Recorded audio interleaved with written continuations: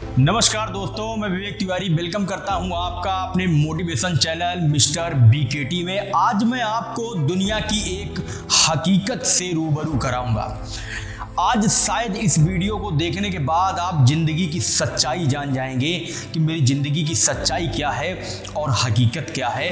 हो सकता है आपकी ज़िंदगी में इतना बड़ा बदलाव आ जाए कि शायद आपने कभी सोचा ना हो।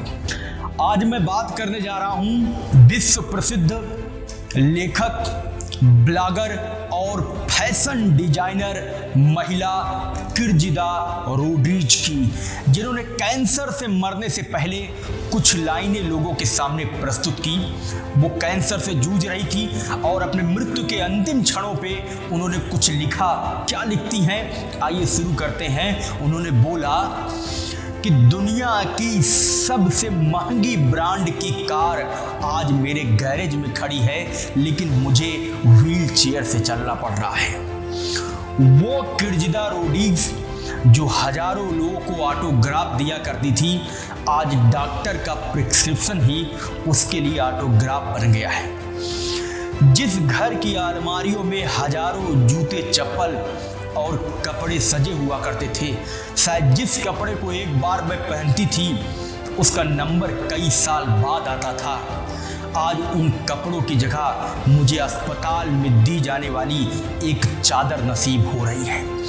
मैं अपनी पर्सनल जेट प्लेन से एक जगह से दूसरी जगह जहां मनमर्जी जाया करती थी, आज मुझे अस्पताल के एक कोने से दूसरे कोने में जाने के लिए लोगों के मदद की जरूरत पड़ रही है। आज मुझे हॉस्पिटल के एक कोने से दूसरे कोने पर जाने के लिए लोगों के मदद की जरूरत पड़ रही है। वो किर्जिदा रोड्रिग्ज जिसके बालों को संवारने के लिए 10-10 ब्यूटिशियन लगा करती थी, आज उसके सिर पर वो बेहद कीमती बाल भी नहीं है। कैंसर से जूझते हुए उस महिला ने इस तरीके की कुछ ब्लॉग लिखा और बोला कि आज मेरे अकाउंट में अरबों की संपत्ति है, अरबों का पैसा है, लेकिन आज वो मेरे किसी काम का नहीं है। आज मैं उस पैसे का कोई उपयोग नहीं कर सकती हूँ। आज मृत्यु के अंतिम क्षण में अगर मेरे दिमाग में कोई बात गूंजती है तो न मेरी गाड़ी है, न मेरा पैसा है, न बेहद कीमती मेरा महल है, न बेहद कीमती मेरा जेट प्लेन है। बस दिमाग में तो केवल एक ही बात आती है कि मैंने अपनी ज़िंदगी में किसके साथ कुछ अच्छा किया है।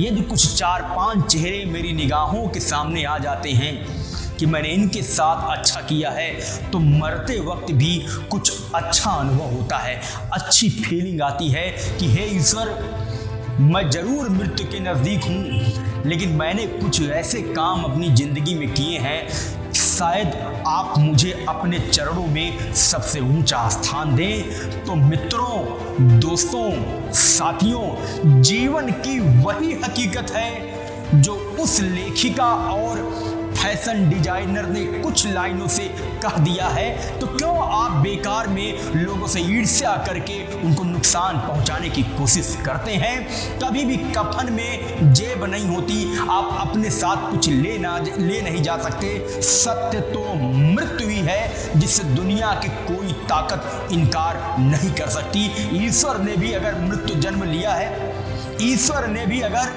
मनुष्य का जन्म लिया है, तो उनको भी मृत्यु का स्वाद तो चखना ही पड़ेगा। तो क्यों गरीबों का हक काट कर, घूस लेकर, बेईमानी करके आप किसी दूसरे को उनका हक दे देते हैं। क्यों एक एक रोटी के लिए परेशान आदमी से हजारों लाखों रुपए तनख्वाह पाने वाला आदमी गिद्ध की तरह देखता है कि काश ये मुझको 500 रुपए और दे देता, तो शायद क्या उस 500 रुपए को आप अपनी जेब में रख कर जाएंगे?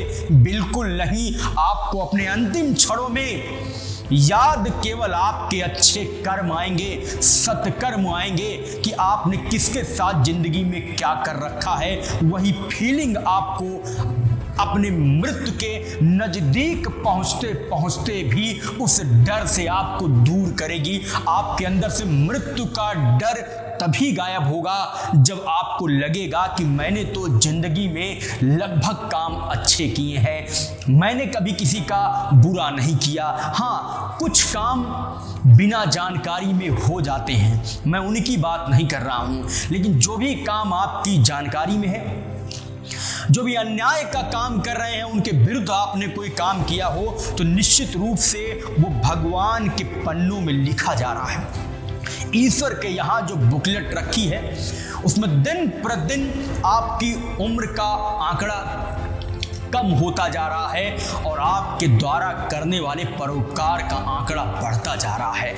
जिस दिन आप परोपकार के आंकड़े को पार कर लेते हैं, उस दिन आपके हृदय से मृत्यु का डर निकल जाता है। मिलिट्री पर लड़ने वाले वो जवान जो देश की रक्षा करते हैं, उनको मौत का खौफ नहीं होता है, क्योंकि वो किसी के साथ अन्याय नहीं करते हैं। इसलिए मौत को अपने गले लगाने में उनको किसी प्रकार का भय नहीं होता है, उनको किसी प्रकार की लालच नहीं होती है। तो साथियों, आज मैं इस वीडियो के माध्यम से और किरजिदा रोडियूक जी की लिखी गई पंक्तियों के माध्यम से आपको ये बताना चाहता हूँ कि जीवन के सत्य को पहचानिए और दुनिया में वही काम करिए जो मृत्यु के अंतिम क्षणों में आपके काम आए।